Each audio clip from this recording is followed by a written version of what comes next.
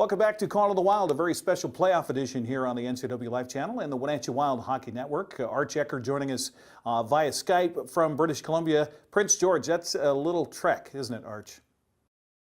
It is. It's about 600 miles straight north, right up into the heart of BC. It's way up here. And you were telling me before we went on the air, a little cold up there too?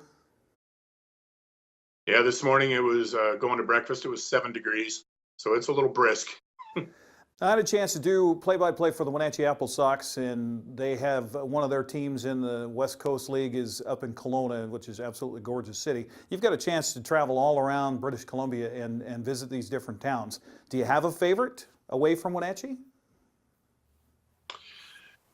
Well, and that's a fair question. What people don't realize, as you likely figured out with any traveling that you've done for when you're calling sports, it's about buses, hotel rooms, and the venues. So you don't really get a lot of time to get out and enjoy the communities and see what they have to offer as far as museums or parks or sites in general.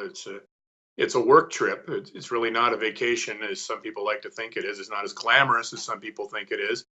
It's a grind, but it's a grind obviously that I've embraced and chosen as my profession, and I absolutely love it. But that said, as far as my tours around the BCHL, Lake Okanagan it's a phenomenal area. And all the way around, from Penticton down to the south end of it, and then you go up around the perimeter, and there's just some unbelievable scenery. I snapped probably 20 pictures from the bus on the way up when we came up on Monday. So yeah, that's definitely one of the premier areas of BC from what I've seen so far. So coming up this weekend, you're going to be able to see some of the games at Prince George. We've been able to download the video, and we're going to show that this weekend here on the NCW Life Channel.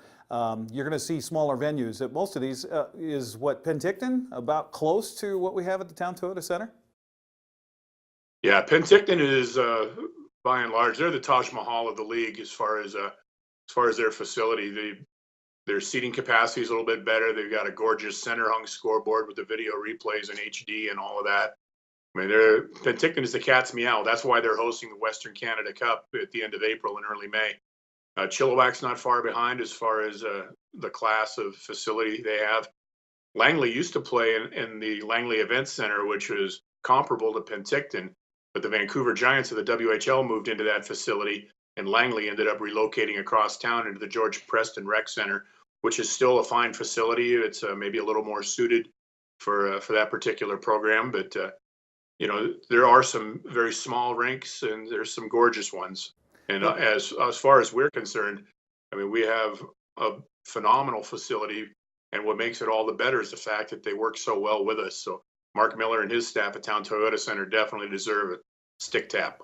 Well, let's talk about that. Hopefully you don't have a chance to have that off day in Prince George and you come back home with a 4-game sweep. But if you do have to come back home, and the Wild have to come back home and play this weekend, a little different, especially for that start time on Sunday because of the home expo happening this weekend, right? Yeah, they would have to. It takes a little bit, as you can imagine. It's a Herculean task to try to flip that building around, but they're willing to tackle it. And then having to only have the start time pushed back an hour to accommodate us on Sunday is actually really good. The fact that they're able to get it done in that short a time is it's a great tribute to the efficiency of what that staff is able to accomplish. But yeah, if there's a game 6 required in this series, then it would be on Sunday at 8:05. If there's a game 7, Monday at 7:05 at the Town Toyota Center. Because we earned home ice advantage with the best record over the course of the regular season, we're allowed to host 4 of the 7 games, and it's a 2-3-2 format. Well, first things first, as the coach will tell you, the players will tell you, and Arch will tell you too, first things first is to get the win in front of you tonight. And so we're going to let Arch get to that, and we're going to get to the broadcast of Game 2 coming up here on the NCW Life Channel. Arch, thanks for taking the time. We appreciate it. We love listening to you and watching you on the play-by-play all season long. You do a fantastic job for Wild fans. And, hey, keep up the great work, and we'll see you when you get back down to Wenatchee. Thank you, Eric. Look forward to seeing you, and we'll go out and have a cup of coffee soon, huh? Absolutely, absolutely. Arch Ecker joining us here on Call of the Wild on the Wenatchee Wild Hockey Network. You've been listening to Call of the Wild, the official weekly coaches show of the Wenatchee Wild, a presentation of the Wenatchee Wild Hockey Network.